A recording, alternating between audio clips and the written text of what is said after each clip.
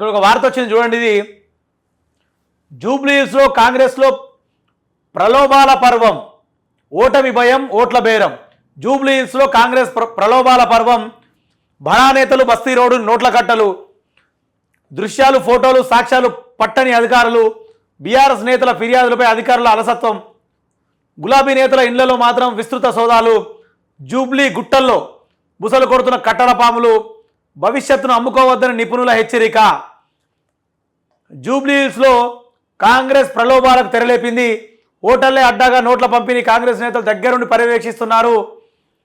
ఆదివారం వైరల్ అయిన ఒక వీడియోలో జిహెచ్ఎంసీ కార్పొరేటర్ దరిపల్లి రాజశేఖర్ రెడ్డి ఇలా డబ్బులు పంపిణీ చేస్తూ కనిపించారు. జూబ్లీహిల్స్ ఉప ఎన్నికలో కాంగ్రెస్ పార్టీ ప్రలోభాలు జోరు కొనసాగుతున్నది. కాంగ్రెస్ అభ్యర్థి నవీన్ యాదవ్ అతని అనుచరులు యథేచ్ఛగా రెచ్చిపోతున్నారు. తమదైన మార్క్ ప్రలోభాలు బెదిరింపులకు పాల్పడుతున్నారు. బస్తీలో డబ్బులు పంపిణీ చేస్తూ ఓటు వేయాలని కోరుతున్నారు. ఇందుకు సంబంధించిన దృశ్యాలు ఫోటోలు మీడియాలో సోషల్ మీడియా చక్కర్లు కొడుతున్నాయి. బీఆర్ఎస్ నేతలు కూడా ఇందుకు సంబంధించిన ఆధారాలను ఈసీకి సమర్పిస్తున్నారు. పోలీసులకు సమాచారం ఇస్తున్నారు. అయినా కూడా పోలీసులు పట్టించుకున్న పరిస్థితులు లేరంట. మరి రాష్ట్రంలో పోలీస్ వ్యవస్థ ఎందుకు ఇంత దారుణంగా తయారైంది? కళ్ళ ముంగట చూసుకుంటా కూడా ఈసీ కూడా ఎలక్షన్ కమిషన్ కూడా కాంగ్రెస్ పార్టీకి రేవంత్ రెడ్డి గారికి కానీ కాంగ్రెస్ పార్టీ కానీ ఏమన్నా అమ్ముడు పోయిందా? ఒక జిహెచ్ఎంసీ కార్పొరేటరు దరిపల్లి రాజశేఖర్ రెడ్డి అనే వ్యక్తి డైరెక్ట్ పైసలు నేను కూడా చూసిన వీడియో, డైరెక్ట్ పైసలు వంచుతున్న వీడియో ఇది,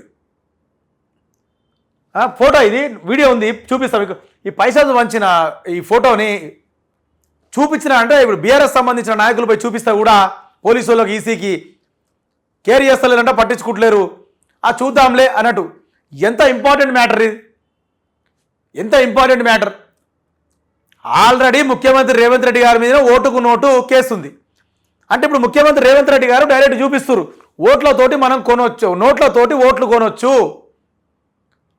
నేను ఎట్లనైనా సరే గడ్డకు పడాలి, ఎట్లనైనా ఈ సీట్లు కాంగ్రెస్ పార్టీ గెలవాలి, నా ముఖ్యమంత్రి పదవి కాపాడుకోవాలి, నేను గడ్డకు పడాలి, రాష్ట్ర ప్రభుత్వాన్ని కూడా నేను కాపాడుకోవాలి, అధికారంలో ఉంచుకోవాలని చెప్పేసి ఒక ఆలోచనతోటి నవీన్ యాదవ్ సంబంధించిన అతని అనుచరులు కూడా యథేచ్ఛగా బెదిరింపులకే కావచ్చు, బ్లాక్మెయిలింగ్కే కావచ్చు, ఓటర్లని ఎన్నెన్ని ప్రలోభాలకు గురి చేయాలో అన్ని ప్రలోభాలకు గురి చేసి ఓట్లలోకి వస్తున్నారట.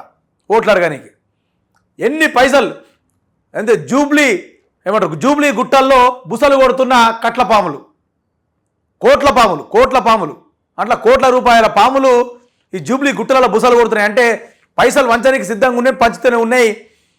కన్ను మూసుకుపోయినట్టుగా వ్యవహరిస్తున్నటువంటి పోలీస్ డిపార్ట్మెంటే కావచ్చు, ఈసీ కావచ్చు, దీనికి సమాధానం చెప్పాలి.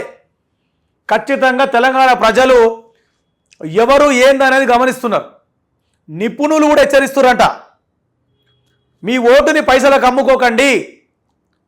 మేము కూడా మా ఛానల్ తరపు నుంచి ఒకటే మాట చెప్తున్నాం, మీ ఓటు అనేది చాలా కీలకము, చాలా విలువైనది. ఓటు అనేది అది అమ్ముకుంటే మన ఆత్మాభిమానాన్ని అమ్ముకున్నట్టే. మనం మీకు కరెక్ట్ అనిపిస్తే ఏ నాయకుడు సరే, మీకు కాంగ్రెస్ పార్టీ నవీన్ యాదవ్ మంచిగా అనిపిస్తే ఆయనకే ఓటేసుకోండి, జూబ్లీహిల్స్కు సంబంధించిన మాగంటి సునీత మంచిగా చేసిందంటే ఆమెకేసుకోండి, లేదా బీజేపీ వాళ్ళకి లంకాల సతీష్ రెడ్డికి ఏమైనా అభివృద్ధి చేస్తాడేమో నమ్మకం ఆయనకేసుకోండి. కానీ ఎవరు అభివృద్ధి చేస్తారో ఆలోచన చేసి ఓటు వేయండి తప్ప ఇటు అనవసరంగా పైసలు తీసుకొని ఎవరు పైసలు ఇస్తే వాళ్లకు ఓటేసడం మాత్రం కరెక్ట్ కాదు. మీ ఆత్మాభిమానాన్ని అమ్ముకోవడం కూడా కరెక్ట్ కాదు. అది పైసలు ఏమున్నది, మా అంటే 5,000 ఏమో తీసుకుంటావు ఓటుకి, సరే 5,000 తీసుకుంటావు. ఎన్ని రోజులు ఉంటాయి అవి? ఓ 2 రోజులు, 3 రోజులు, 4 రోజులు, చలో ఒక 10 రోజులు, సరే ఒక ఫ్యామిలీ 4 ఓటర్లు ఉంటే 20,000 వేసుకొని నెల రోజులు మీ ఇంట్లో ఖర్చులు కానీ మీ పర్సనల్ ఖర్చులు కానీ పోతుండవచ్చు. కానీ ఇంకా ఎన్నేళ్ళు, ఇంకా 3 ఏళ్ళు భరించాలి వాళ్ళ ఆగడాలను 3 ఏళ్ళు భరించాలి, వాళ్ళ అగాయిత్యాలు 3 ఏళ్ళు భరించాలి మనం. ఇంకా అదొక్కటి మైండ్లో ఆలోచన చేసుకోండి మీరు. మాకేందిలే, మాకేం పట్టి పైసలు తీసుకున్నాం వేసేసినాం, మాకేమైనా పని వాళ్ళది ఉందా వాళ్ళతో అనుకోవడం మాత్రం చాలా తప్పు. రేపు రాష్ట్రంలో డెవలప్మెంట్ ఆగిపోతే మన పిల్లల మీదనే ప్రభావం పడుతుంది. జూబ్లీహిల్స్లో డెవలప్మెంట్ ఆగిపోతే మన పిల్లల మీద ప్రభావం పడుతుంది. ఎందుకంటే మన భవిష్యత్తు అయిపోతుంది. పిల్లల భవిష్యత్తు రేపటి పిల్లల భవిష్యత్తు రేపటిది వాళ్ళది, రేపటి భవిష్యత్తు మొత్తం పిల్లలది.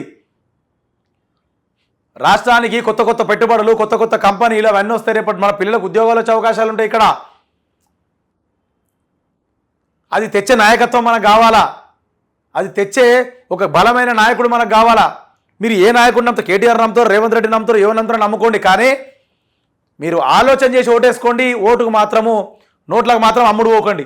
ఇగో ఇటువంటి మస్తు మంది తిరుగుతున్నారు పైసలు లేనికి.